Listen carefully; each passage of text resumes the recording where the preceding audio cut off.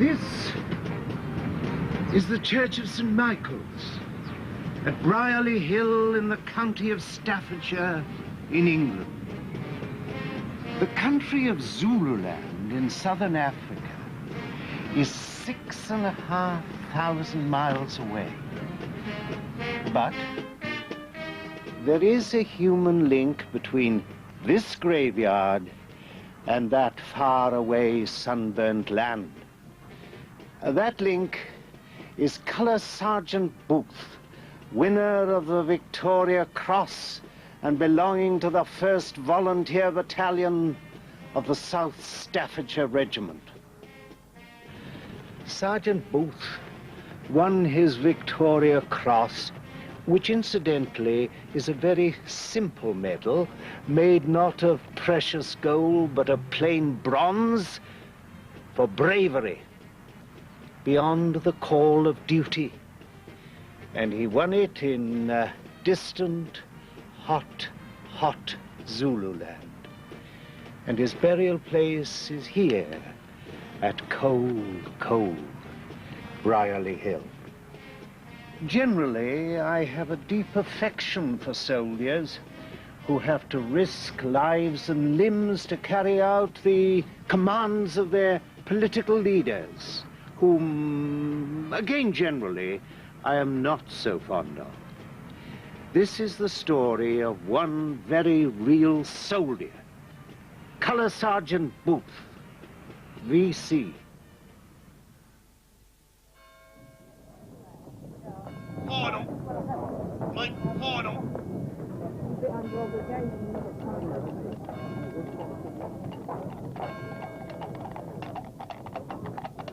Mate, pardon.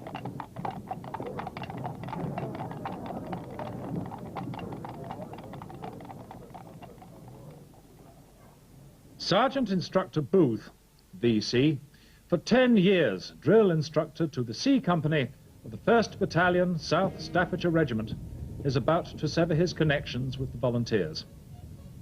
He will do so after a term of 35 years and 6 months' good and loyal service to his Queen and country. The fact that VC follows the name of anyone is, in itself, sufficient proof that the bearer is one of those whose career has been one of distinction.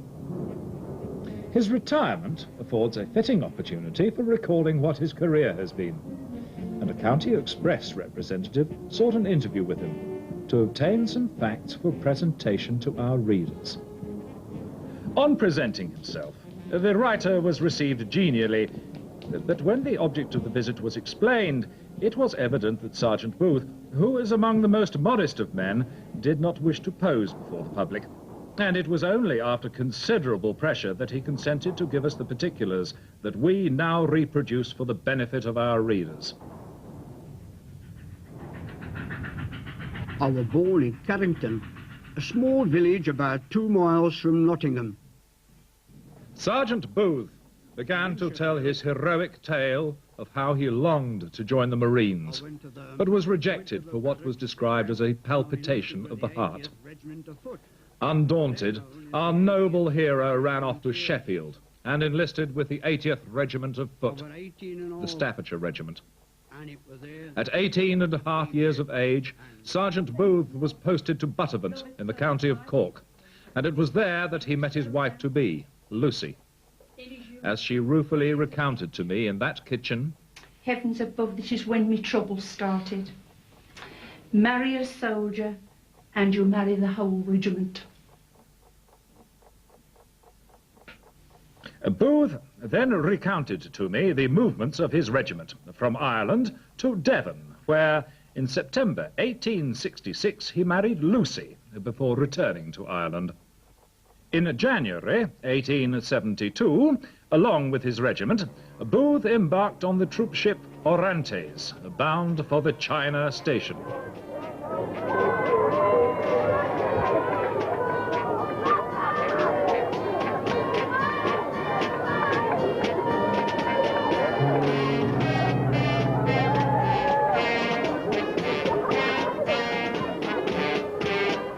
From From that time until his arrival from the China Station in South Africa in 1877, Booth's life was one of diligent duty to his queen and country. By 1878, the regiment had landed in Cape Town to assist in the action against Cetshwayo, the Zulu chief. Accordingly, the regiment re-embarked from the Cape for the sea voyage to Natal, and so for 2 years Booth was to be parted from his wife and children. By Christmas, the regiment was in the heart of Zululand, and it was there that we received the shattering news of Isandlwana.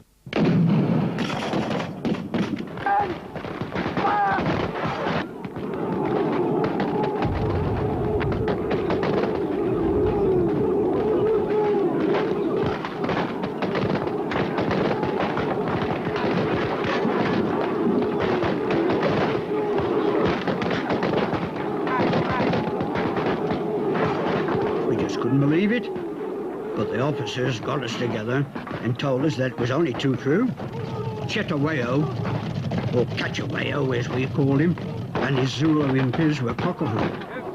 After all, they defeated the best we could send up against them.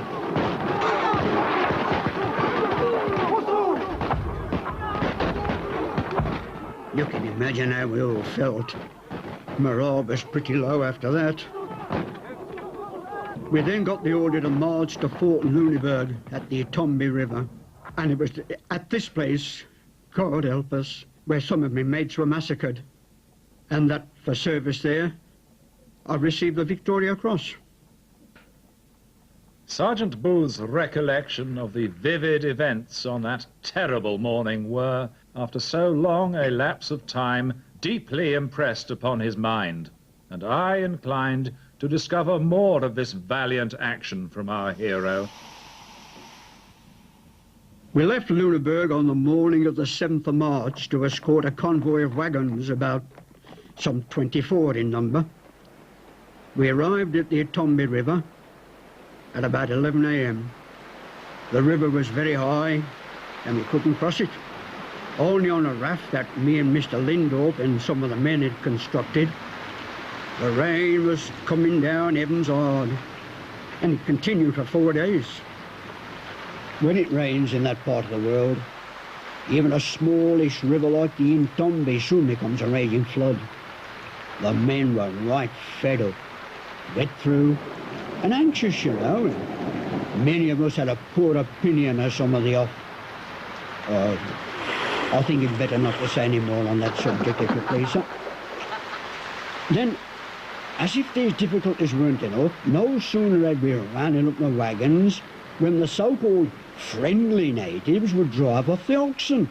You say so-called friendly natives? Well, you see, the Umbelini, the local chief, he was a bit of an outlaw. He'd change sides, he would, at the drop of an hat. The Captain Moriarty, that is, who commanded our detachment of 150 men, he was convinced that there were no hostiles in our territory. This, after Isandlwana, mind you, would they ever learn? The way he drew up the lager and, well, talk about inviting... The Major Tucker, that is, our CO, he'd come out of Fort Lüneburg the day before the attack. And he told Moriarty how worried he was to see such a poorly defended position at a time like that. So there we were, Lieutenant Harwood, myself with the commissariat wagon and about 35 men on one side of the river, whilst Moriarty kept the main body on the other side to form a triangle. He pitched his tent outside the defensive lines. Brave, aye, foolish more like. The gaps between the wagons weren't properly defended. Ditches weren't dug. Nor were any other measures taken, such as the posting of the pickets up in the hills. That night, I felt more than usually uneasy. The rain had stopped, thank the Lord. But it seemed to me that, well, I can't rightly explain to you now, young fella. Call it a soldier's instinct, if you like. I was right uneasy.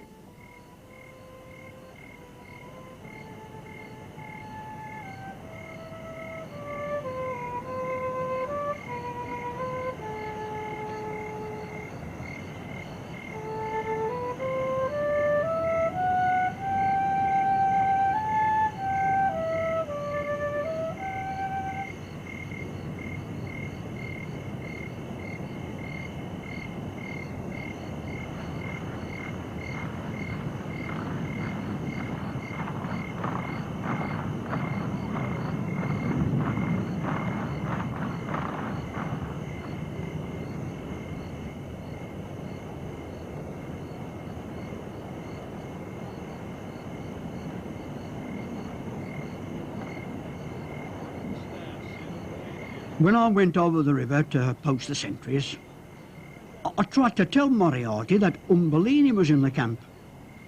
One of the European drivers had seen him under one of the wagons eating corn. Cool as a cucumber he were. Would he listen? His parting shot was to tell me that it was true what the men said about me.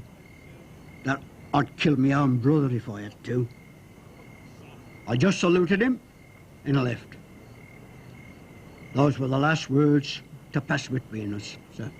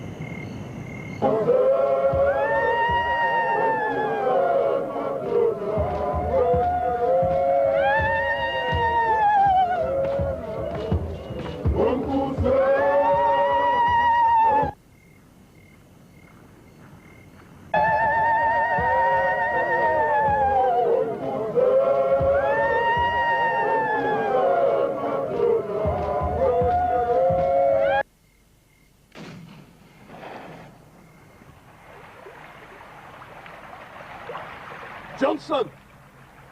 Johnson! Tucker? I thought it was Johnson over there. Never mind. Tell the captain to tell the boys to stand to.